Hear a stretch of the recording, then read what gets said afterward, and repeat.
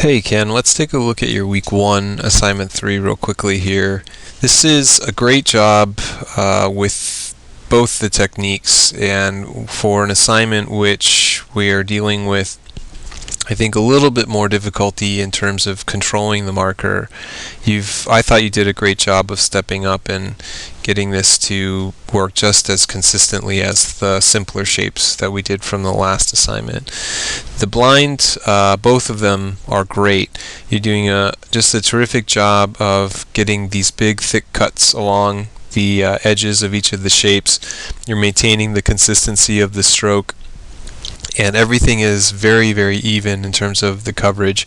Edge quality also looks very good, and I think in both cases there's minimal to completely negligible kind of edge issues. There's just kind of some minor stair stepping that I notice here, and it's like I said, it really doesn't affect the overall look of either of these. This is it's a great job with the blind, I think, which is a lot more difficult to get something to feel like a flat, even tone all the way across the entire shape, especially one that's as large as, say, your blue square here.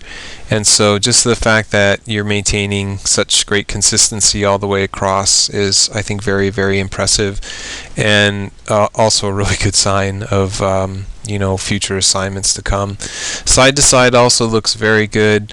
There's just a little bit of a minor edge stuff here. We're seeing a little halo of a lighter value around some of the shapes where I don't think you got quite up to the edge.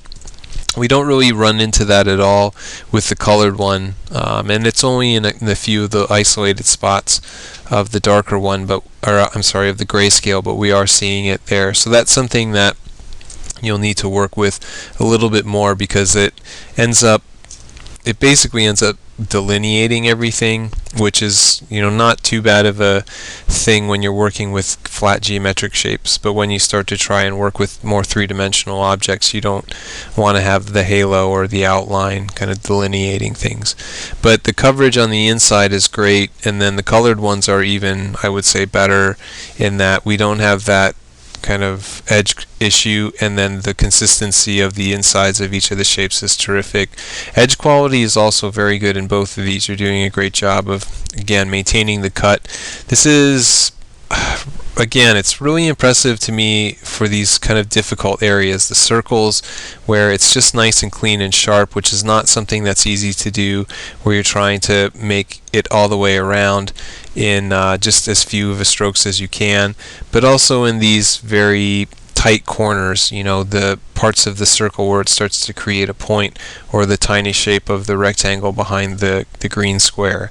So there's an impressive array of things going on here. As simple as the assignment, I think, looks and seems, it is definitely one of the more challenging ones that you'll have to deal with, especially depending on how you arrange your shapes and how much trouble you make for yourself. I would consider this especially troublesome, as well as kind of these guys here. So you did a great job with the challenge that you gave yourself, and the quality of the work is excellent overall.